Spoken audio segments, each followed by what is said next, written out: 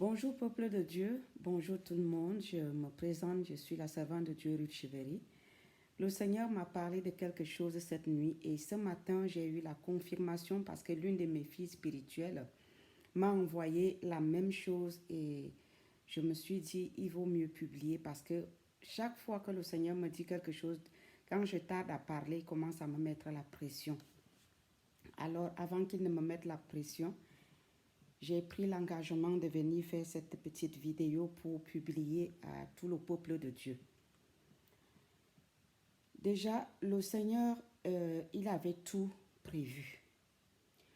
Quoi qu'il nous arrive en ce moment, nous devons savoir que Dieu est au courant et il le savait. Il savait effectivement que ce coronavirus qui fait l'objet de tous les médias aujourd'hui et qui crée plus de peur que de mal, allait venir et il avait prévu une parole à ce sujet. Il m'a dit, est-ce que je ne vous avais pas donné le psaume 91? Est-ce que je ne vous avais pas donné ma parole? Je suis fidèle et je reste fidèle. Donc, je viens vous partager cette révélation que peut-être certains d'entre vous ont déjà reçue, peut-être d'autres pas. Mais c'est juste un petit rappel de tout ce que vous connaissez. Alors, je vais lire la parole qui m'a été donnée et qui m'a été rappelée. Parce que la parole, elle a été donnée depuis. Nous tous, nous la connaissons. Mais ça n'a été qu'un rappel. Psaume 91. Mais pour les Français, on dirait 91. Chez nous, en Suisse, on dit 91. Celui qui demeure sous l'abri du Très-Haut repose à l'ombre du Tout-Puissant. Je dis à l'Éternel mon refuge et ma forteresse. Mon Dieu en qui je me confie, car c'est lui qui me délivre du filet de l'oiseleur, de la peste et de ses ravages. Il me couvrira de ses plumes et je trouverai un refuge sous ses ailes. Sa fidélité est un bouclier et une cuirasse. Je ne craindrai donc ni les terreurs de la nuit, ni la flèche qui vole de jour. Et je dirais même je ne craindrai ni le coronavirus, ni aucune autre maladie, ni la peste qui marche dans les ténèbres, ni la contagion qui frappe en plein midi. En ce moment, ce virus frappe en plein midi. Mais Dieu nous dit que nous ne devons pas avoir peur. Nous ne devons pas craindre. Où est la différence entre nous qui servons Dieu, nous qui sommes ses élus, nous qui sommes ses enfants? Où est la différence entre nous et ceux qui ne le connaissent pas? L'heure a sonné où la parole de Dieu doit être mise en pratique, où ceux qui connaissent Dieu ne doivent pas paniquer, où la différence doit être vue. Il m'a été envoyé plusieurs messages concernant ce coronavirus, plusieurs vidéos, plusieurs. Toutes ces choses ne font que dramatiser la situation. Même les chrétiens, les hommes de Dieu, les femmes de Dieu, beaucoup m'ont envoyé. Ça n'inspire que la peur. Mais où est passée la parole de Dieu? Où sont passées les promesses que Dieu nous a faites? Mes chers frères et sœurs, Dieu nous a tout donné dans sa parole. Les promesses de Dieu sont là. Sortons de la distraction. L'ennemi est en train de distraire le peuple de Dieu avec ce virus corona. L'ennemi a amené ce virus pour distraire les enfants de Dieu. Vous savez que ces derniers temps, tout le monde publie dans les réseaux sociaux la parole de Dieu. On envoie les passer le mot avec la parole de Dieu. Vous pensez que l'ennemi est content? Il a fabriqué aussi son passé le mot. Regardez vous-même ces jours-ci. Est-ce que les gens font véhiculer la parole de Dieu dans les réseaux sociaux? Sur WhatsApp, YouTube, Facebook. Ça ne parle que de coronavirus. C'est quel évangile? Évangile de la peur? Essayons de sortir de la distraction de l'ennemi. concentrons-nous sur la mission que Dieu nous a donnée sur la terre. Nous sommes abreuvés par la parole de Dieu. Je dirais même imbibés par la parole de Dieu. Nous l'avons tellement absorbé que voici le moment où la parole de Dieu doit sortir pendant que le coronavirus est en train d'inspirer la peur et de presser le monde entier avec la peur de la mort. Quand ces nouvelles, ces mauvaises nouvelles, ce virus presse les chrétiens, c'est la parole de Dieu qui doit sortir. Nous devons être comme des éponges qui ont absorbé plein d'eau. Que quand tu presses l'éponge pleine d'eau, qu'est-ce qui se passe? Elle laisse couler de l'eau. Mais nous aussi, quand le coronavirus nous presse avec sa frayeur, avec sa peur, nous devons faire sortir la parole de Dieu et lui citer le psaume 91 et lui citer les paroles de Dieu. Parce que Dieu a dit que quand ces choses arriveront, ses élus ne seront pas touchés. La parole de Dieu dit également que il fera la différence entre nous qui le servons et ceux qui ne le servent pas. Alors, si nous sommes inspirés par la peur, comme ceux qui ne connaissent pas Dieu, où est l'avantage d'être appelés enfants de Dieu? Pourquoi est-ce que nous avons cru en Jésus-Christ? Nous continuons notre lecture. Verset 5. Tu ne craindras ni les terreurs de la nuit, ni la flèche qui vole de jour, ni la peste qui marche dans les ténèbres, ni la contagion qui frappe en plein midi. Que 1000 tombent à ton côté et 10 000 à ta droite, tu ne seras pas atteint. De tes yeux seulement tu regarderas et tu verras la rétribution des méchants. Est-ce que nous sommes des méchants ou nous sommes des enfants de Dieu? Le coronavirus est méchant, mais nous sommes les enfants de Dieu. Nous allons voir comment Dieu va traiter ce coronavirus si nous nous concentrons dans sa parole, si nous proclamons la parole de Dieu. La vie et la mort sont au pouvoir de la langue. Arrêtons de faire véhiculer les messages de coronavirus. Faisons véhiculer les promesses de Dieu dans des situations pareilles. Que dit la parole de Dieu? Que quand ces choses arriveront, qu'est-ce que nous devons faire? L'ennemi nous oppresse avec coronavirus, mais oppressons-le aussi avec la parole de Dieu, avec les paroles et les promesses de Dieu. Peuple de Dieu, sortons de la peur. Nous ne sommes pas de ce monde. Parlons notre langage. Tenons à ce virus le langage que le Père nous a enseigné. Verset 9.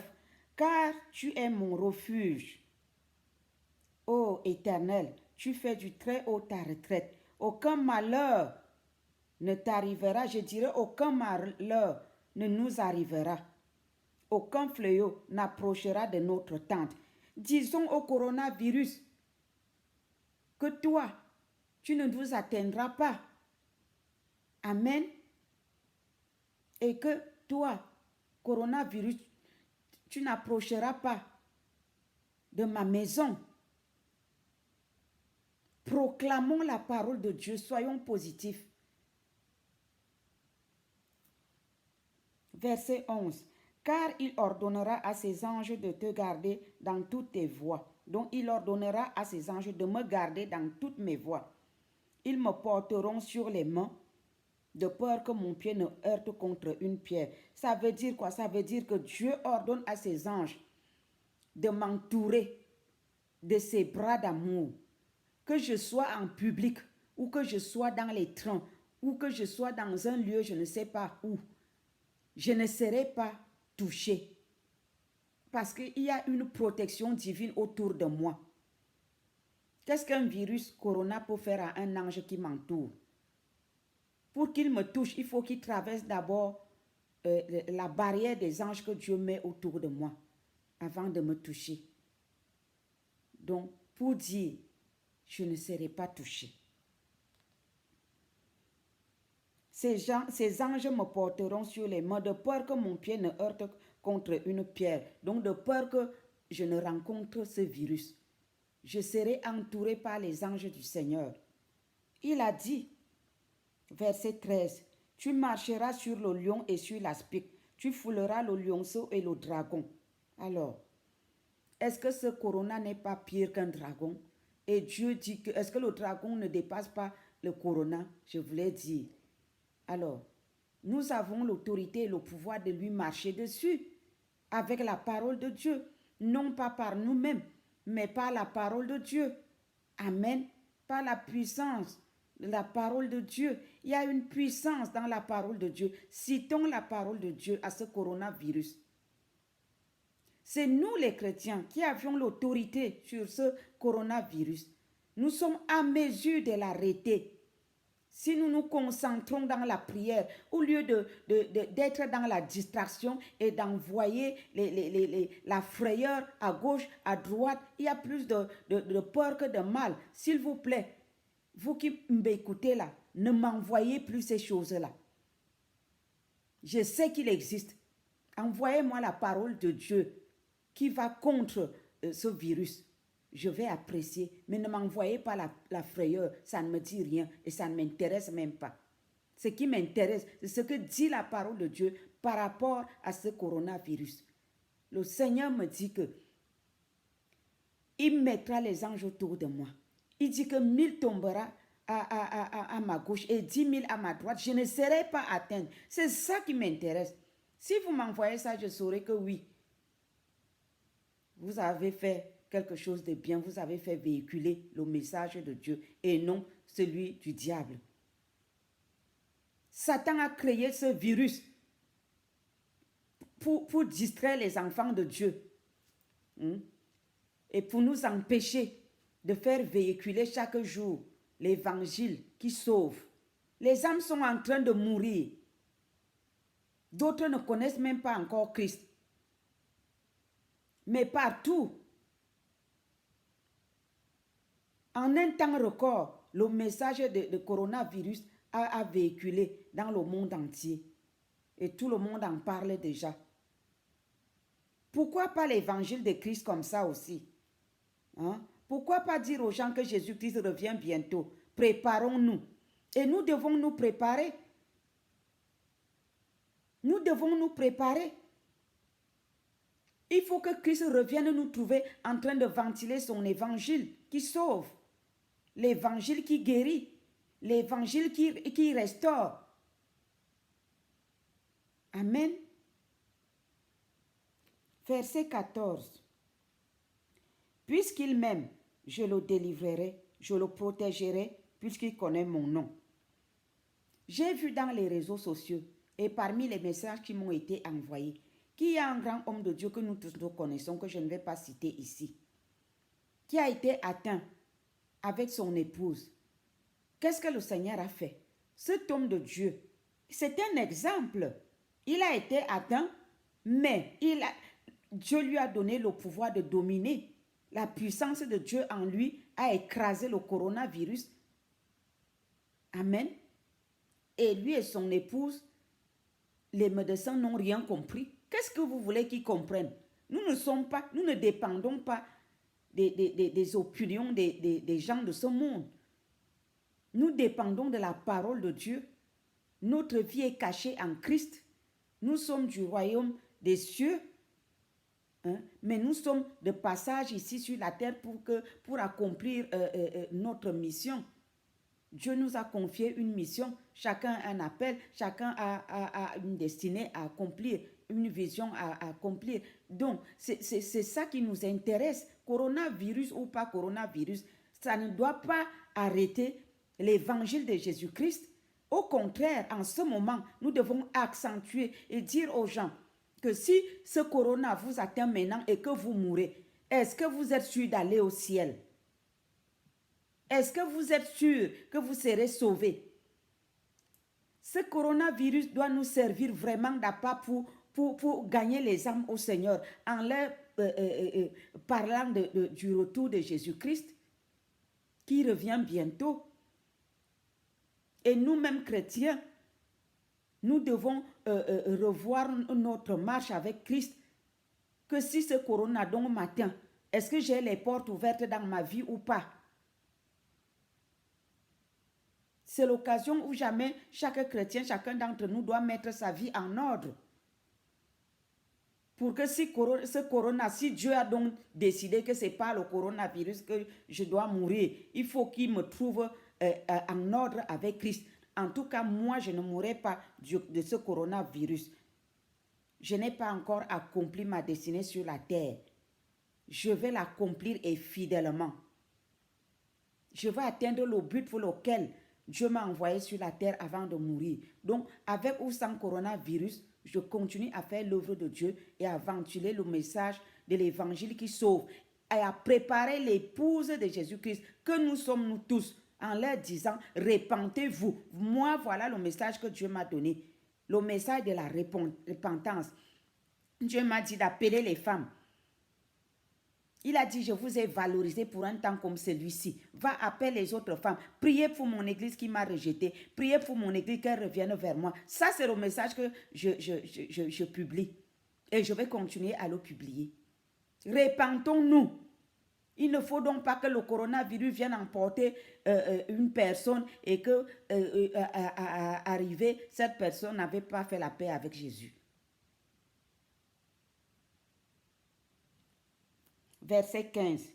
Il m'invoquera et je lui répondrai. Je serai avec lui dans la détresse. Je le délivrerai et je le glorifierai. Est-ce que le Seigneur n'a pas délivré son serviteur et son épouse? Hein? Il les a délivrés du coronavirus parce qu'ils n'avaient pas encore atteint le but pour lequel Dieu les a envoyés sur la terre. Il les a délivrés parce qu'ils le connaissent. Parce que quand tu prêches cet homme de Dieu que je connais très bien et même sa femme, c'est la parole de Dieu qui sort. C'est pour cela qu'ils ont été délivrés. Concentrons-nous sur la parole de Dieu. Laissons Satan faire son évangile avec son coronavirus. Concentrons-nous sur la parole de Dieu. Citons-lui la parole de Dieu. Profitons de ça pour prêcher le plus possible de personnes l'évangile qui sauve. Sauvons les âmes. Laissons de faire la promotion. Mais je suis étonnée et même énervée. Les hommes de Dieu et les femmes de Dieu m'envoient coronavirus, coronavirus. C'est quoi ça? Envoyez aux gens la parole de Dieu qui contrecarre cette action, cette distraction de l'ennemi. Verset 16. Je le rassasierai de longs jours et je lui ferai voir mon salut. Est-ce que Dieu ne nous a pas donné des promesses? Pourquoi nous les chrétiens nous tremblons? Moi je ne tremble pas. Pourquoi vous les chrétiens vous tremblez? Vous tremblez pourquoi? Vous avez même peur de quoi? Si même je dois mourir maintenant, si je meurs maintenant, c'est que le Seigneur a voulu que j'arrête ma mission à ce niveau-là et puis je rentre à la maison. Je panique pourquoi? Hein? Vous paniquez pourquoi? Vous savez, moi je pense que il est temps, si vous avez peur, il est temps de revoir chacun d'entre vous. Je ne dis pas que je suis un ange, je ne dis pas que je suis parfaite.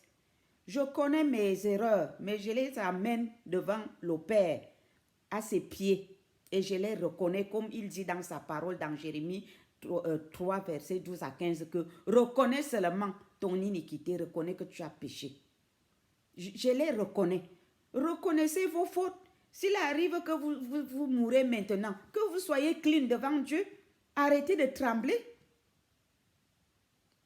Coronavirus à quoi, coronavirus à quoi? Où est l'évangile qui contrecarre tout ça?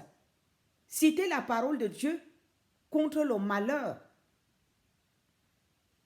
Vous savez, Dieu nous a dit dans Matthieu 24, à partir du verset 45, je lis. Quel est donc le serviteur fidèle et prudent que son maître a établi sur ses gens pour leur donner la nourriture au temps convenable? Voici le temps convenable où nous devons donner la nourriture à tous ceux qui nous écoutent. La bonne nourriture, c'est-à-dire la parole de Dieu qui sauve et qui guérit, qui délivre du coronavirus. Oh, c'est le moment où nous devons prêcher le maximum possible en disant aux gens, vous voulez échapper au coronavirus, donnez votre vie au Seigneur Jésus-Christ. Il va vous protéger. Utilisez ça pour évangéliser. Voici le temps convenable. Quel est donc le serviteur fidèle et prudent que son maître a établi sur ces gens pour leur donner la nourriture au temps convenable? Voici le temps convenable. Prêchons Jésus-Christ qui sauve, qui guérit, qui délivre, qui préserve de tout mal. Heureux ce serviteur que son maître à son arrivée trouvera faisant ainsi. Je vous le dis en vérité, il établira sur tous ses biens. Mais si c'est un méchant serviteur qui dise en lui-même, mon maître tarde à venir, s'il se met à battre ses compagnons, s'il mange et boit avec les ivrognes. Arrêtons de manger et de boire avec les ivrognes. Je veux dire, arrêtons de partager le coronavirus à gauche et à droite.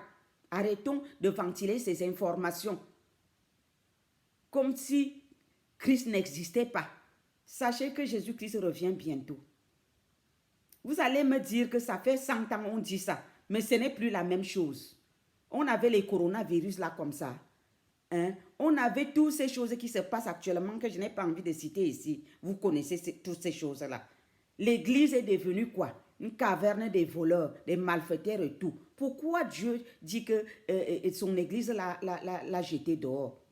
Vous savez, Dieu m'a confié un mouvement international des femmes de valeur, des femmes qui prient pour l'église corps de Christ. Et il se révèle à moi presque chaque nuit, me montre les choses, me dit des choses. Et nous intercédons pour le corps de Christ. Commençons par nous-mêmes parce que nous sommes tous l'église de Jésus-Christ. Jésus-Christ revient bientôt. Ce n'est pas la blague. Ce n'est pas du tout la blague.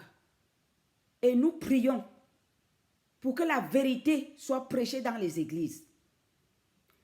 Pour que le peuple de Dieu se prépare pour le retour de Christ. Les gens ne sont pas prêts. Regardez la grande distraction que Satan vient vous frapper avec coronavirus. Il y a même des églises qui ont fermé, comme pour dire arrêtez d'écouter la parole de Dieu ici. Fuyez le coronavirus. Vous ne trouvez pas que c'est de la distraction? Est-ce que le coronavirus n'est pas la puissance de Dieu? Si vous êtes atteint de coronavirus, priez, il va mourir. Nous avons vu l'exemple de l'homme de Dieu et son épouse. Ils sont dehors. Est-ce qu'ils sont morts? Peuple de Dieu, ne fermez plus les églises à cause du coronavirus. Priez, intercédez. C'est le moment de jeûner, de prier, de faire les veilles de nuit. Vous fermez les églises, pourquoi? Ça, c'est l'ennemi. Il ne veut pas. Il ne veut pas que les enfants de Dieu se réveillent. Révoltez-vous, s'il vous plaît. Revenez à l'ordre. Ouvrez les églises. Jeûnez. Priez. Rien ne dépasse la prière. Rien ne dépasse Dieu. Oh Seigneur, révèle-toi à tout le monde. C'est difficile. Parce que quand tu entends ce que Dieu te dit et que tu transmets et que les autres n'ont pas entendu, Saint-Esprit, ouvre l'entendement de tout le monde et qu'on comprenne les temps dans lesquels nous sommes. Que le Seigneur vous bénisse, qu'il vous fasse grâce et qu'il se révèle à chacun d'entre vous. Soyez bénis au nom de Jésus. Mais n'ayez plus peur. Dieu est là pour nous. Prions. C'est tout. Tout ira bien.